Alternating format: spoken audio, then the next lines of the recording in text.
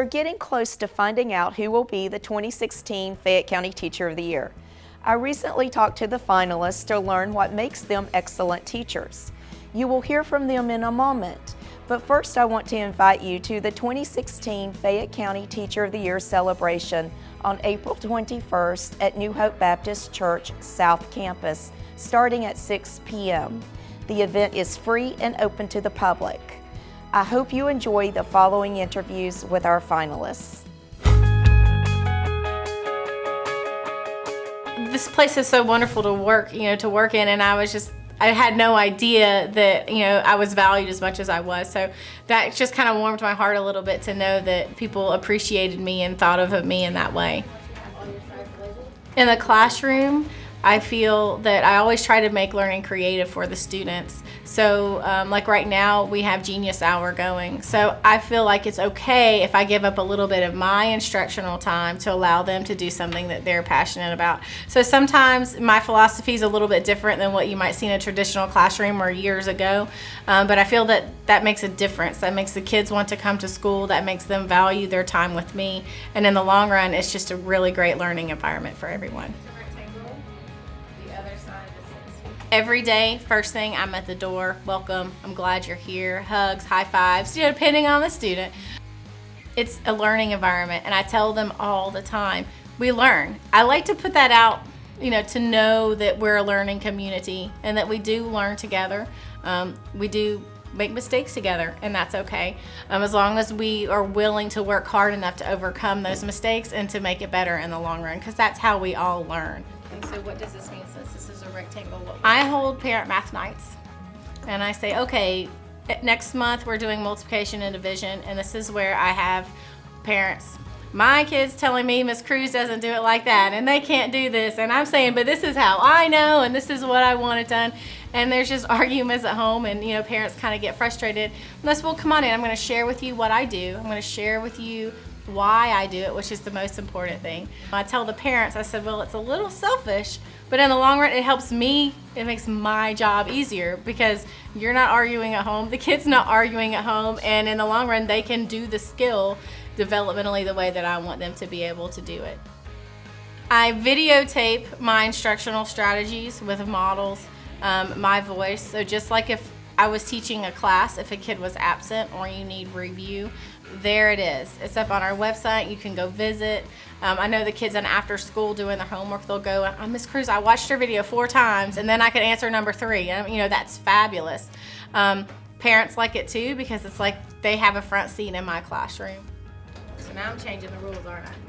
This is my 2nd year here at Inman, so I feel like county-wide because I've been in another school for a very long time, but county-wide, the support to extend my education, to practice my knowledge, or to learn, best practices through our ILTs and those kinds of things.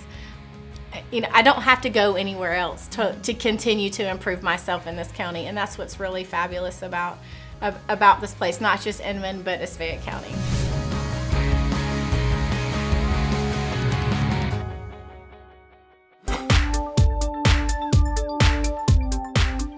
When I found out I was Flat Rock's Teacher of the Year, I was beyond excited. So it was really awesome in my 27th year of teaching to have that honor. When I was little, I guess from kindergarten, I didn't play, house, mom and dad, things like that. I had dolls lined up around my room, and I had a little bitty green chalkboard. And I would write on that little chalkboard, and I loved it. When I went to college, I knew that I wanted 4th or 5th grade. And then they assigned me to my student teaching at Point South Middle School. And I was so scared. And after 2 days in there, I thought, you know what?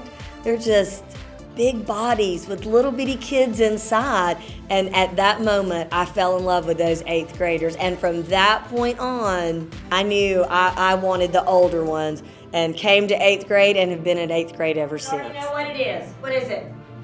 I hope that they see a teacher who loves Flat Rock students. I always think that they should be held accountable because sometimes they don't think that they should, and then they don't learn their lesson from it. You did something, there's a consequence, and then we move on from it. Now, there are definitely positives, and those are the favorite thing that I have. The students, I have somebody in every class that writes down how many points they've earned for their class's behavior, and so they have a list on my board even now going of things that I owe them. And they influence each other positively. So they know the kid that, might not remember his homework on a consistent basis, and that's what they'll remind. Don't forget to bring this, we're going to earn points tomorrow. So it helps that it comes from them and not just from the adult in the room. We'll see on the Georgia milestones, okay? I have had lots of students in college that will send me an email, could you please read over my essay? I taught a student named Bruce Dukes. He went to Georgia State and played on their football team. And he would send me a text and say, you're my favorite teacher. I need you to read my essay. And I would say, when's it due? And he would say, in 1 hour. And so I would try my best to get it all fixed and send it to him. So I do take credit that Bruce graduated from Georgia State. But it is an honor. It's an honor to be trusted, that they know that they can come back and, hey, will you look this over? Sometimes you might get tired of reading papers, but I've read a lot. We are a strong team, and we are a village, and it takes all of us working together. We all know that we can count on each other, so it's not just a job. It is part of who we are, and for all of us.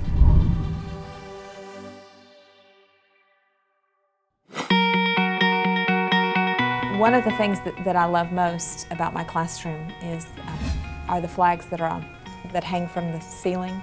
I don't buy those. Those come from former students. And so when my freshmen come in at the beginning of the year, it's always a great talking point that we look, and I have the UGAs and the Georgia Techs and the Auburns and the Floridas, but I have some of the smaller schools. It allows us to talk about possibilities and expectations. My big thing is I want them to know that I care about them. I want them to know I'm invested in them. I think if the kids see that you live outside and they see that you're invested in what they're doing, they're more likely to put the time into the math. My class is it's structured, but it's not. And we all talk. They may be explaining a problem to each other. When it's my time, I'm going to ask them to stop, and I have great kids. But it's free, and everybody's going to give a wrong answer now and again because they're all giving answers all the time. And so it takes the shame out of it when sometimes it's just your turn to not be right. And the best of all possible worlds are when they correct each other before I have a chance to. No, don't you remember she said? Well then your teacher heart smiles great big because the kids are doing the instruction and they're doing the self-correction and the self-motivation, and that's the perfect world. Drew, what do I got? I do a lot of pretending that I'm not very smart, and I can't remember things, so this is what I do. The sign stays the same, and I have to remember to be a snake, and just to give them some mnemonic devices to help. Anything to embed it in their brain for the long term. Once or twice a semester, I'll go to Partners Pizza or to another restaurant, and I'll just do a study session. They don't have to come, it's optional. If they come, they have to be polite and respectful, but it's a different environment. They can interact with each other, and I'll work a problem for a student, and then inevitably, 2 or 3 minutes later, somebody else will walk up with the same question. Well, I don't explain it a second time. The kid sitting next to me gets to do it, and now he's teaching, which is embedding it in his mind. I think it's important to observe outside your comfort zone. I think you need to be in the classroom, and I don't think you need to necessarily be sitting in an AP classroom where everybody's eager to learn. Sometimes you need to be down in the trenches. Get a feel for whether or not you're prepared to deal with the kids that are there because they have to, that there is no motivation, and all of their motivation is going to come from what you can instill in them.